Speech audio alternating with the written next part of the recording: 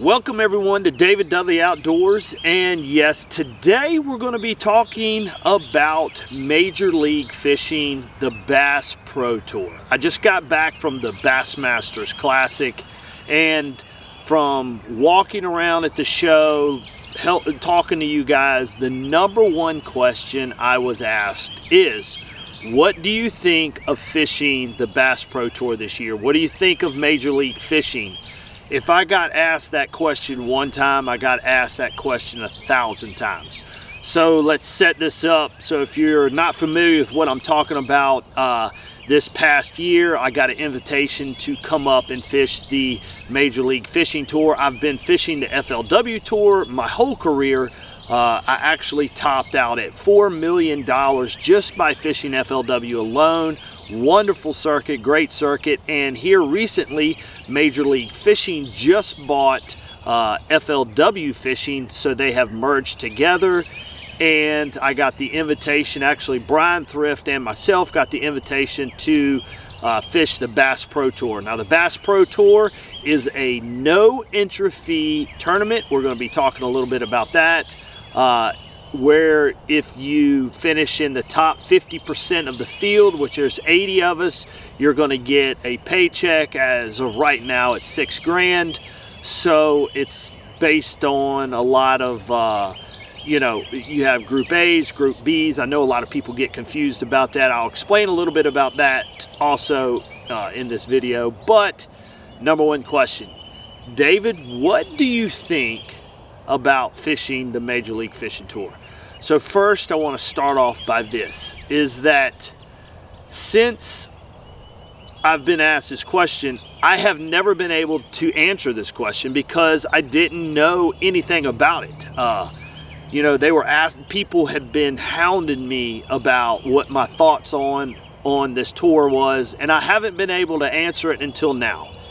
And the reason I say that is unless you've experienced something, you can't really comment. So if I was to have commented 2 months ago on this topic, I'd be giving you a false perception of what I thought about the tour. So I wanted to let this soak in. I wanted to experience this to give you a fair judgment, a fair reasoning, or a fair comment, or a fair whatever of my thoughts of it. And so I'm at the point now, we have fished 2 events.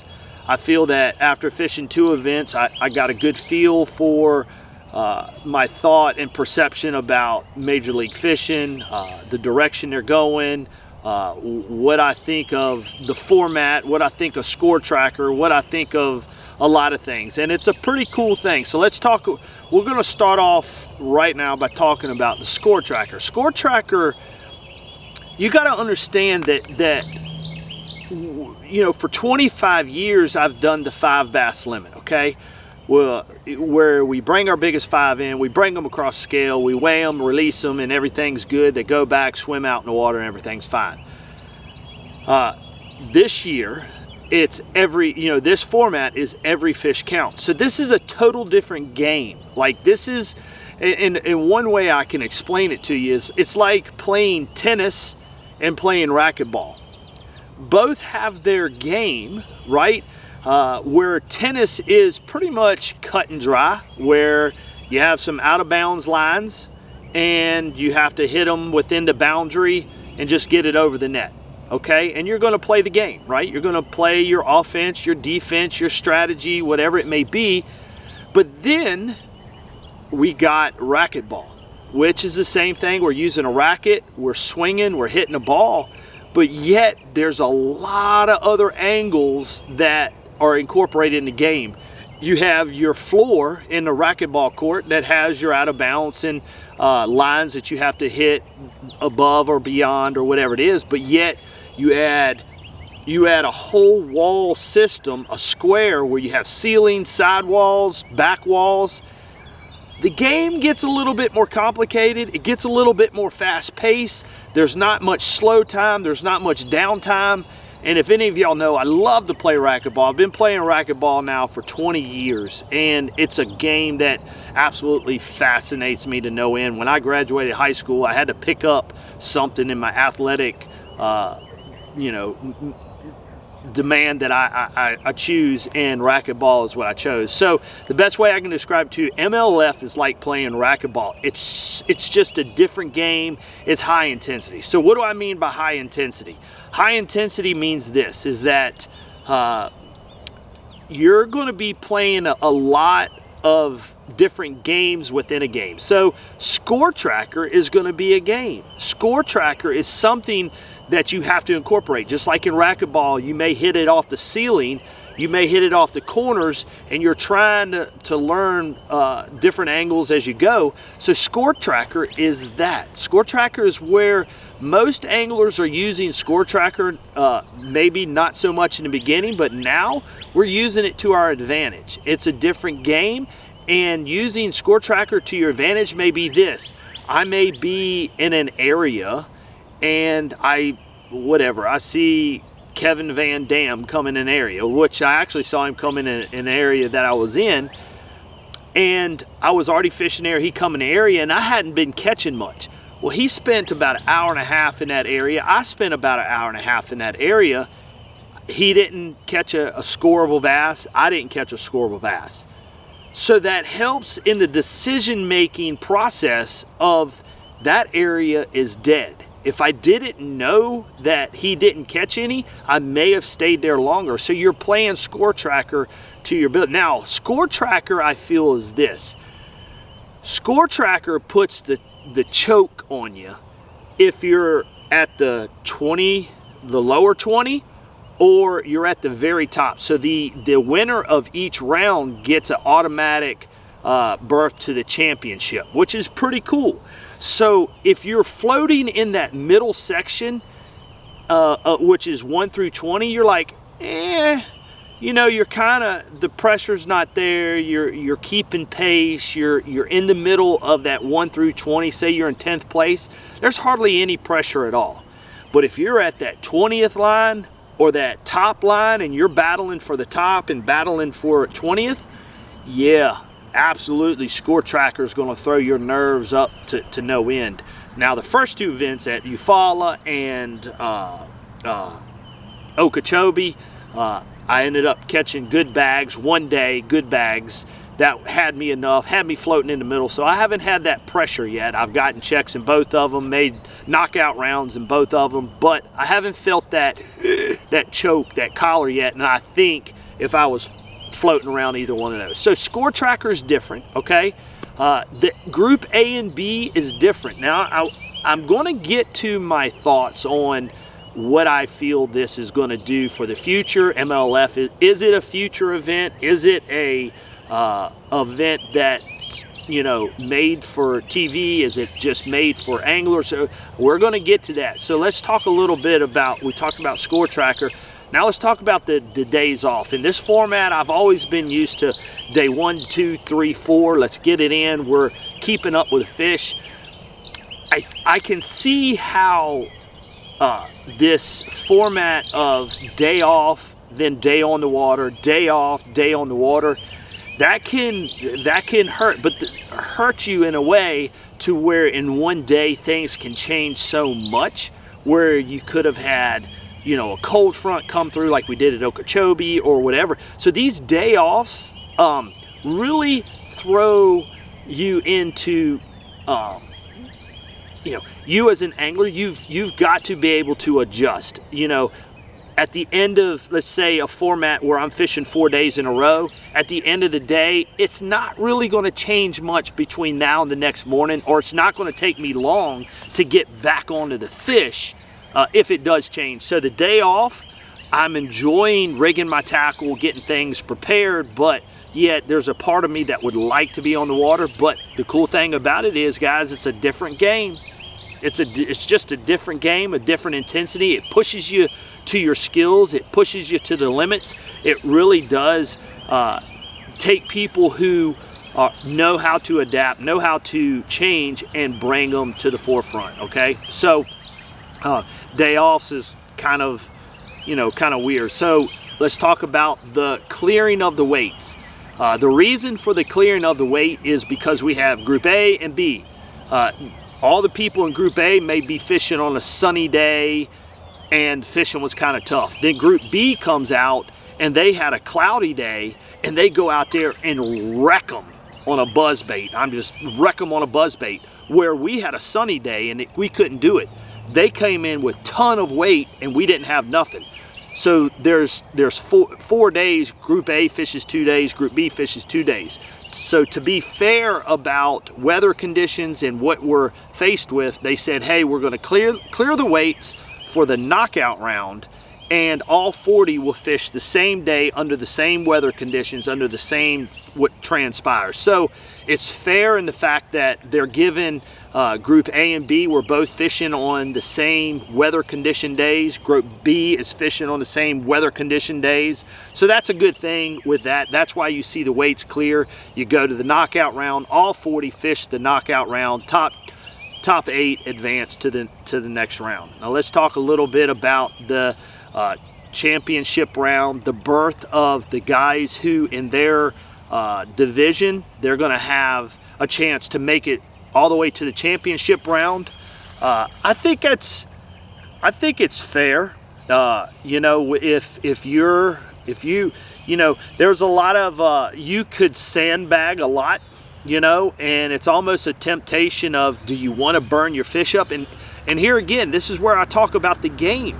The game in this format that they've created is such a cool game, because it's like it brings so many more elements in it. It's again, I'll reference back to the tennis. You know, tennis has its game and has its fun. It's a kind of a, you know, I feel tennis is a slower pace. And now that I've entered into the racquetball court, now that I've entered into the Bass Pro Tour side with all these rules and different game and different format, it's such an intense, it's such a fast format that people who can't adapt quick, fishermen who can't adapt quick, fishermen who can't think on the fly, fishermen who are a much slower paced fisherman, in this game, you're not going to see them succeed. You're not going to see them come to the top every time, because they don't get the fast pace that it is. So Bass Pro Tour is a very fast paced game.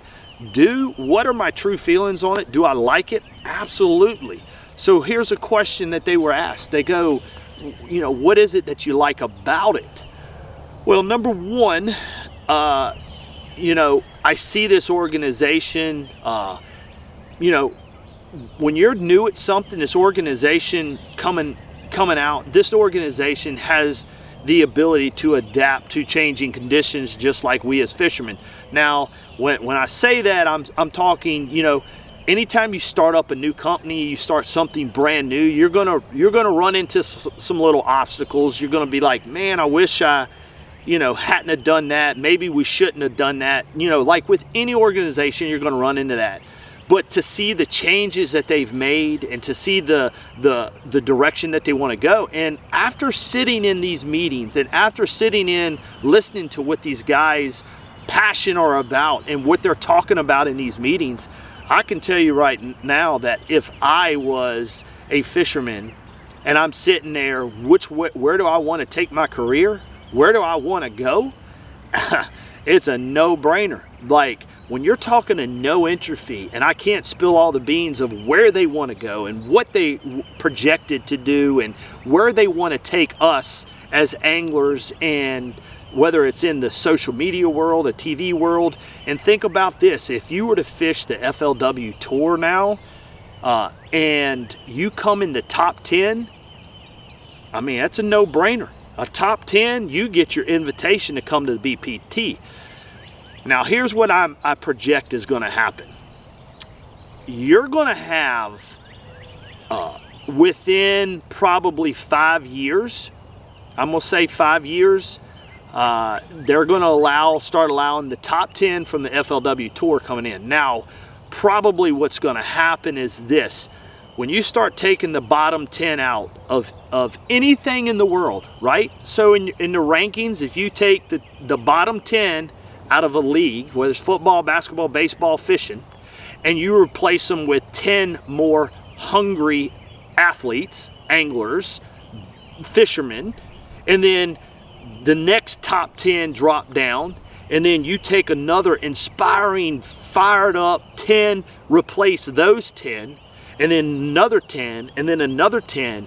Before long, I'm just calling a shot now. The Bass Pro Tour is going to be very, very strong. So as a young angler, where do I want to take my credentials? I'm going to go somewhere where it's a free entry fee.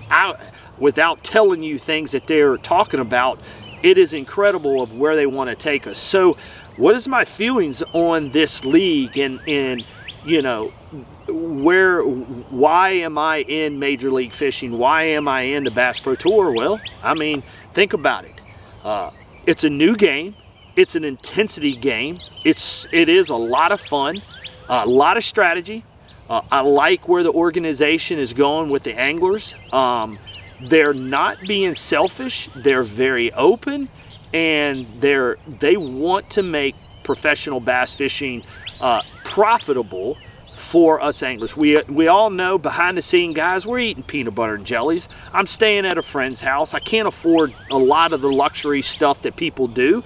We're just fishermen who are loving a dream and making somewhat of a living. There's some people that make a ton of money. There's some people that just are scraping by. But the average professional fisherman works another job. He's a plumber, like when I'm home, I'm laying floors, I'm doing sheetrock, I'm working around the farm, I'm trying to, hustle a dollar here, hustle a dollar there, but that is what goes on behind the scenes of professionals. Now, to hear the people talk about, hey, we want to take you here, we want to hope to do this, and we're going to try to work out in this, dude, that's exciting. So I know in the back of my mind that if I had a chance to finish in the top 10 of a tour, and then get an invitation to come up here, hey, yeah, I know where I'm taking my chances at. So I'm giving Major League Fishing and the Bass Pro Tour an absolute thumbs up. I'm not getting paid by them. They're not doing, this is just me being honest. I love the game. It's like going from tennis to racquetball. I'll say it again. It's like going to a different game, man. It's intense, it's fun, and I challenge you guys to get some of your buddies and do it. I think there's an app out where you can actually record and time and do all that kind of stuff. If you're a bass club, try it, man, try it. And let me hold off. And before I end the video, I want to talk about the 1 pound versus 2 pound, okay? To be fair about it, I don't like the 2 pound. I don't like it. I think at Eufaula, there was, that had some quality fish in it, and because we went to a lake with quality fish, I don't like seeing professional anglers zero. I don't like showcasing some of the best anglers in the world coming in with a 0. I don't like showcasing some of the best anglers in the world who can only catch 2 keepers.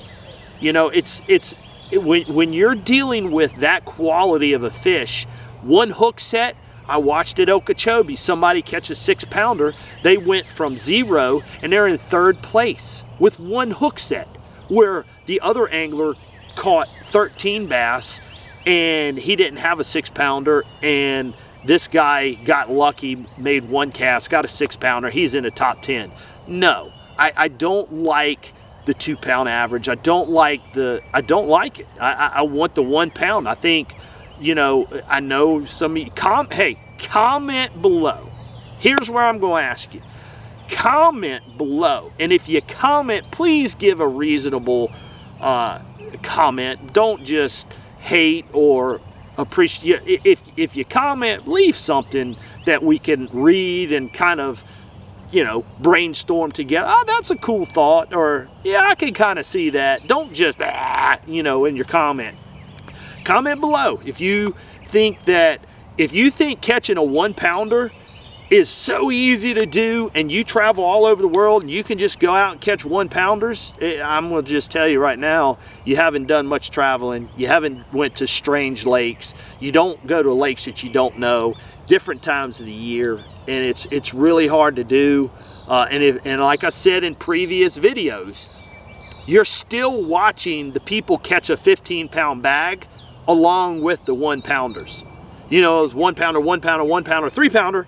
1 pounder, 1 pounder, 2 pounder, 1 pounder, 2 pounder, 2, 4.5 pounder, you're still watching that happen. You're still seeing the 5 bass limit guys bring in 16-pound bags when you add up their biggest 5. So it's not like you're watching us catch 1 pounders. Even Edwin Evers, when he ramsacked them in that red crest, it was whatever, 1-2, 1-2, 1-4, 1-2, you know, 2-8, 1 pounder, 1 pounder, 1 pounder, 3-1, 1 pounder. So you watched Edwin catch a 14-pound bag on the 12-inch hole, okay? So comment below. I really enjoy the format. No matter, no matter if we're fishing for 2 or 1, my preference is 1. It just, you know, showcases us a little bit better. But I appreciate you guys' time. Hit the thumbs up, guys. Hit the thumbs up if you enjoyed this video. Like this video, share this video. And I actually have a special guest who's going to do the outro right now.